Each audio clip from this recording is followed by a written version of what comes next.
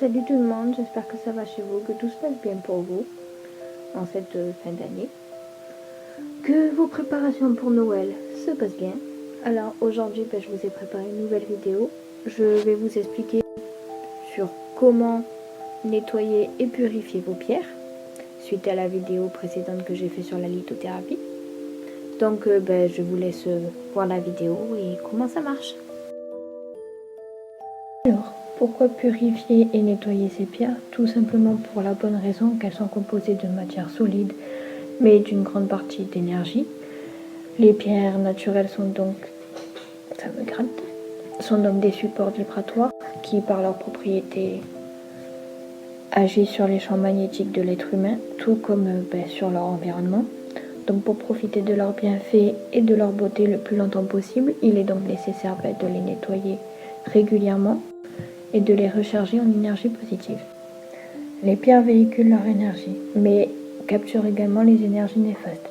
Donc les pierres sont amenées à perdre progressivement leurs propriétés, et ce phénomène se perçoit surtout physiquement, où les pierres donc peuvent se fissurer ou même changer de teinte au fil du temps.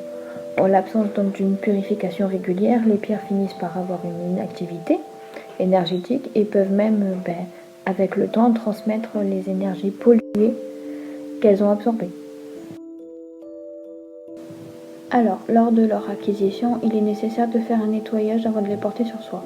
Parce qu'en effet, ces pierres sont chargées de toutes les énergies transmises à leur contact depuis leur extraction jusqu'à la réception. Donc, il convient de les nettoyer pour qu'elles retrouvent leur énergie initiale et qu'elles fonctionnent sur vous.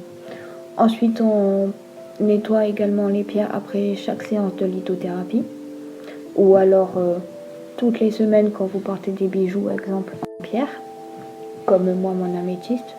Parce qu'il faut, plus tu recharges, plus ça leur fait du bien, plus elles retrouvent de leur énergie initiale. Et ouais, en général, tu nettoies tes pierres, chaque semaine à peu près. Alors, il faut savoir que lorsqu'on nettoie ces pierres, on purifie d'abord, puis on recharge après ces pierres.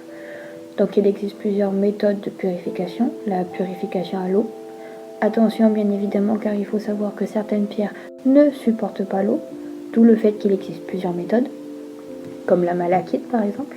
Il existe également la purification par le sel, par le son à une fréquence de 432 Hz, par l'encens et également par la coquille Saint-Jacques. C'est celle que j'utilise moi. Alors, la différence du coup entre purifier et recharger vos pierres est toute simple. Quand on purifie, on décharge la pierre de toutes les mauvaises énergies qu'elle a pu réceptionner. Et quand on recharge, ça consiste donc à recharger, à remplir vos pierres d'énergie positive.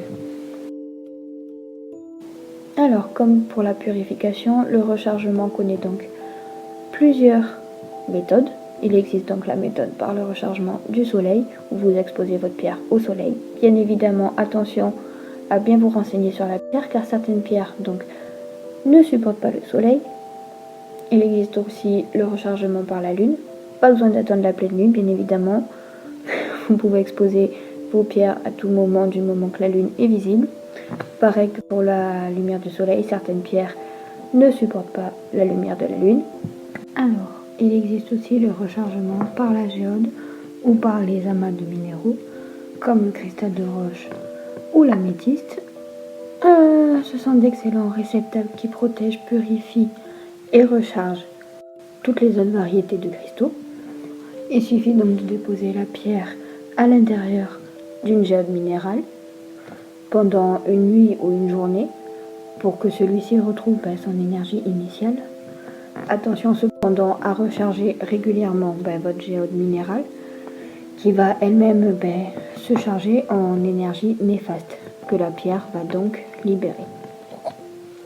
Le cristal de roche, ça c'est une géode, et les cristals de roche consistent à ça, où on dépose à l'intérieur la pierre.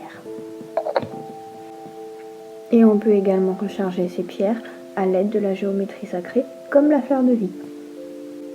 cette vidéo se termine donc ici, j'espère qu'elle vous aura plu. N'hésitez pas à liker, à commenter ce que vous en avez pensé ou ce que vous ne comprenez pas. Je vous donnerai les explications nécessaires. On se retrouve donc la semaine prochaine, je vous fais plein de bisous. N'hésitez pas à vous abonner et à laisser des petits likes.